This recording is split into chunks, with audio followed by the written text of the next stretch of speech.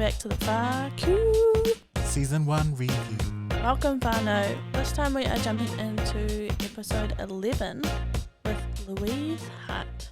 Love her. Oh my gosh, so many gems in this episode.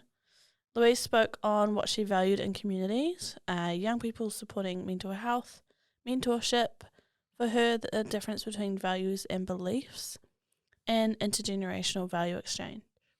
Honestly, I love that she just came through and just kind of like dismantled and like reattached and repurposed the FAQ for her whakaro and what she was willing to show up with, which actually Louise invites us to question what we are bringing to the table in this very first golden nugget.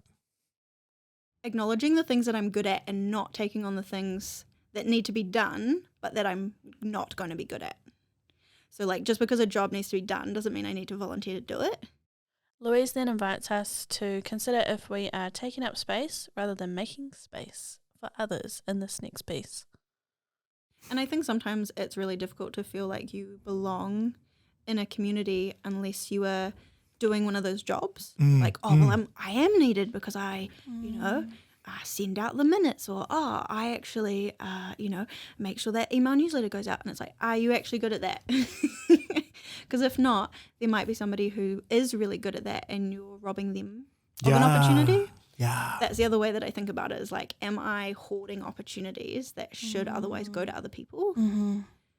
Louise then rounds us up by not subscribing to limiting beliefs or scarcity thinking regarding opportunities in this next share. And I think like it also comes down to like abundance. Like there are so many communities who want people to be involved. I don't have to like hoard all of the opportunities because I think that there aren't enough. Like there are so many opportunities, and just saying no to one now doesn't mean that other ones won't come, up in the future. I really like the last piece around abundance, and it's a new lesson for me. Leaving my job in March 2021, I definitely left with a scarcity mindset of, oh my gosh, what have I done? I've just given up all of this security, particularly financial security, to then go and do like part-time mahi, which I'm so grateful that I work with that organisation. It was so cool.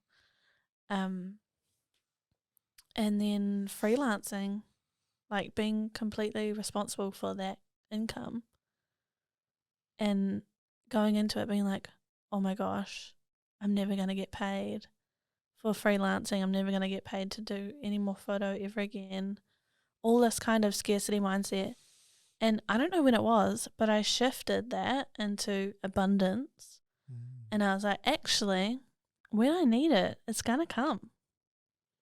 Or not even when I need it. Like, the abundance is coming my way. I've just got to get myself ready for it, because when it comes, it's coming in hot. It's all going to be like, I don't think it's quite here just yet, but like, it's coming. And I'm so ready for it. Yeah. What about for you? Yeah. Right now, this is just bringing up abundance in a different perspective, because I feel like for me, I echo what you said. Right now, I feel like the abundance is present. The abundance is right in this moment. And for me, it's a continuous reminder to be in the moment and to always just be like, for me anyways, it's a me-to-me conversation of being like,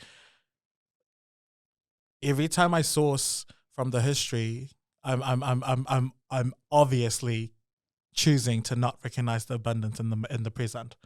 It's a choice.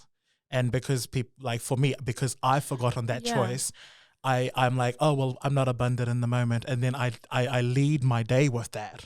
I lead every connection with that, and it's like, it is a hard shift in the mind, I have to admit, because when you're so, like, when you've been cuddled, and you've been coddled with your own opinions of yourself and how I have. So let me not talk about anyone else. How I have navigated that conversation for myself, and I've attached so much history in the body and the history in the mind and history in every aspect of my identities to it. It allows me to feel sorry for myself and to belittle my experiences and to make excuses for my lack of like awareness around choices. And then when I try to show up authentically, it's like, oh, people don't want me to be there. People people don't like, people like me as the person who was hugging his self-deprecating self. Ooh.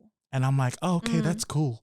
And so when it comes to abundance and the way that Louise articulates not hoarding all of those things, I won't hoard any of the things if I'm in the present. I'm not hoarding any opportunities for anyone else because I'm ignorant to that space. I'm ignorant to that moment. And it's a beautiful, like, it's a new, like, I'm in my infancy of recognizing all the abundances that exist in every moment. And it's just such a massive long ride. Like, I'm like, yeah. Like, in this room, there's so much whakapapa in this room right now. Yeah. And I'm not talking about the people. I'm talking about every single material in this room that journeyed to us. Yeah. And all the things that were created here and where they're going and the people that they're picking up along the way. Like, that's a potent abundance that I'm like, if we're missing that, we're wanting to manipulate that with the mind. Oof. And I'm like, that's cool. I'm not friends with my mind like that. Yeah. My mind is an observation. Like, I'm like, I keep my mind at a healthy distance. Otherwise, I'm good at, like, I'm good at building narratives. I'm so good that I will I will excuse myself of my choices. That's how good I am. And I'm like, oh wow, that's nice. What I was hearing in your piece is like taking a moment to stop and just be like, practice gratitude. Of like, just take a minute and like engage your senses, and what in this space can you like just be grateful for. Like, for me right now, I am so grateful for you.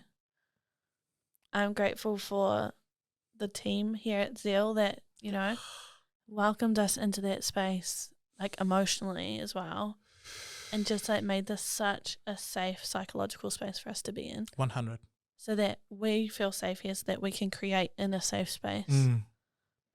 And for the connection that we made with Tony, like, that made all of this possible because of a connection that we made with Dujon. Like, from season 1. Hey, Douche. Like, so cool. Like, so grateful. So grateful. I'm sourcing from the inventory. Fuck you, Tony. I blame you for that. And I take accountability for bringing that to the now. We will, let us know if you know what that's from. Because it has nothing. No, don't let us know. Let them know. Okay, do not bring that to me. That has nothing to do with Tony from Zeal either. Tony is something else. Everything and more. And I echo everything. I'm not going to repeat it. I echo everything that you said. Kia ora.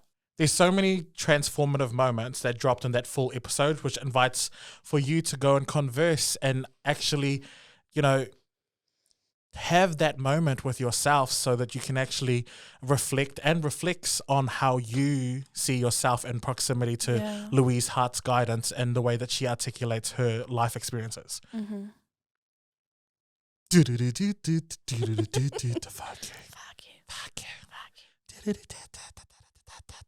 Fuck you.